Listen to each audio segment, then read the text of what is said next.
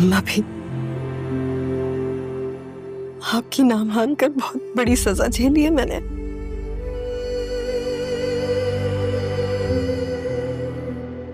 आपसे खुद को दूर किया और खुद से अपनी औलाद को। माफ कर दे मुझे, माफ कर दे मुझे।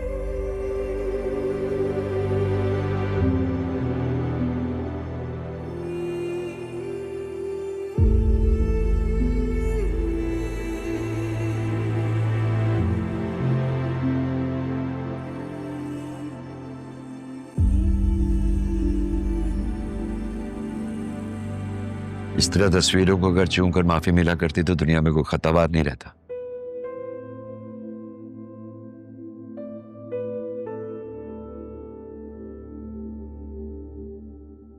तुमसे मैंने कहा था कि जब तक ज़रियून यहां मौजूद है तुम खुद को ज़ैनब के पोर्शन तक महदूद रखो।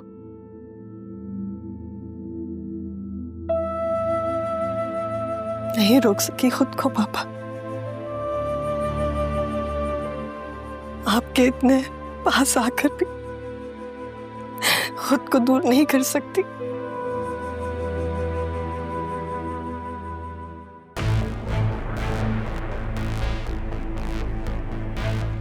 तुमसे जितना कहा है उतना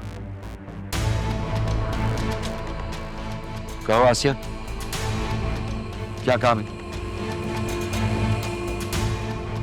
कुछ नहीं, देखने आई थी ये काम अपना ठीक से कर रही है या नहीं। अदील ने कहा था इस पे नजर रखूं क्योंकि इसकी अब ड्यूटी है ना यहाँ पे। तुम्हें इस तरफ ज्यादा ध्यान लगाने की जरूरत नहीं है। ये अपना काम बिल्कुल ठीक कर रही है। वो तो नजर आ रहा है, बड़ी मियां को शीशे में उतार रही है। आप जाइए, जब बुलाऊंगा तब आइएगा।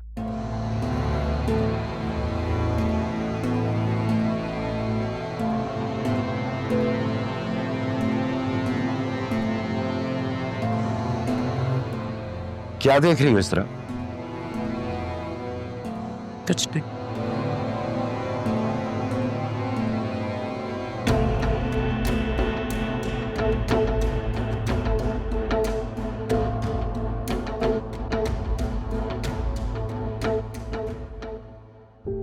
क्या करूं? तुम ही बताओ। तुम्हें देखता हूं तो वो हज़ियत याद आ जाती है जो वो तुम्हें देखकर गई। उसे देखता हूं तो दिल तड़प जाता है। क्या करूं मैं? कहां जाऊं?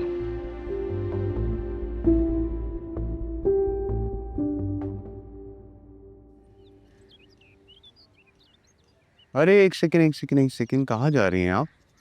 सैलून जा रही थी, मामा ने अपॉइंटमेंट रखी है। सैलून? ओह, क्यों जा रही है सैलून? आपको तो जरूरत ही नहीं जाने की। इतने अच्छे बाल, इतनी अच्छी स्किन। आपको मैं प्यारी लगती हूँ। हाँ, इतनी छोटी सी बेबी सी स्किन है आपकी। बेबी जैसी। You're so funny, sir. Well, I like it. अच्छा लगा आपके मुझसे। आप भी मुझे राह की तरह बतूल कह सकते हैं। मैं हर किसी को वो बोलता हूँ जो मेरा दिल करता। आपकी कज़न नहीं जा रही आपके साथ? सिर्फ ऑर्डर वगैरह में कोई इंटरेस्ट नहीं है। आपको है इंटरेस्ट? मुझे भी नहीं है, लेकिन मामा की वजह से जाना पड़ता है। मामा फोर्सफुली भेजती हैं। ऑलमोस्ट क्या बातें हो रही है? नहीं, कुछ नहीं है, बता रही थी पार्लर जा रही हूँ। तंग तो नहीं करती तुम? अरे नहीं, शी सो स्वीट, इतना ख्याल रखती हैं, एंटरटेन रखती है हर वक्त मुझे।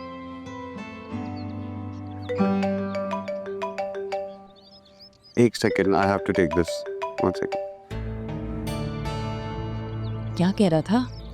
तो अभी बात स्टार्ट ही हुई थी कि आप आओगे। देखो, इस मौके को जाने मत देना, मैं तुम दोनों को साथ देखती हूँ। मामा अभी मुझे उसे समझ तो लेंगे। पता चले कि वो चाहता क्या है। मुझे भी थोड़ा वक्त चाहिए उसे समझने के लिए। तुम्हें मेरी बात समझ में क्यों नहीं आती?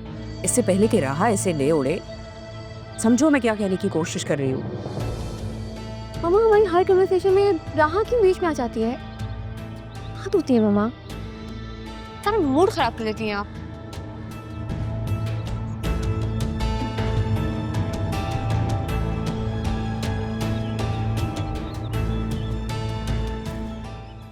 आपकी वालिदा का सुनकर बहुत अफसोस हुआ। अल्लाह उनकी आगे की मंजिलें आसान करे। आमीन।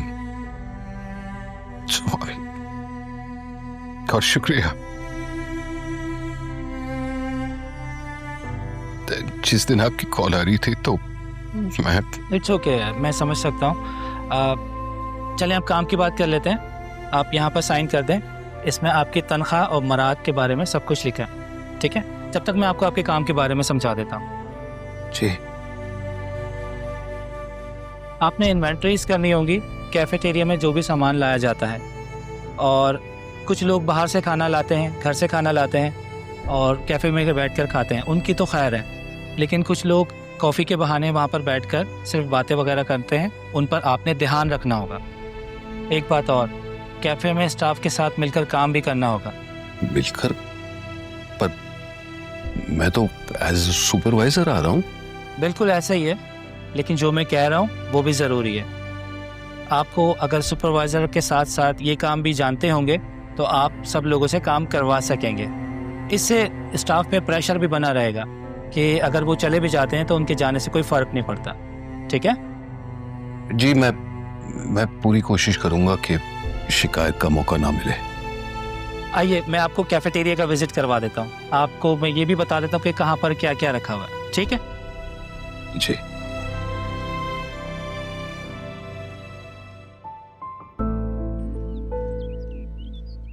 अरे यार बात सुनना। भाईजान हेलो, आपसे बात कर रहा हूँ।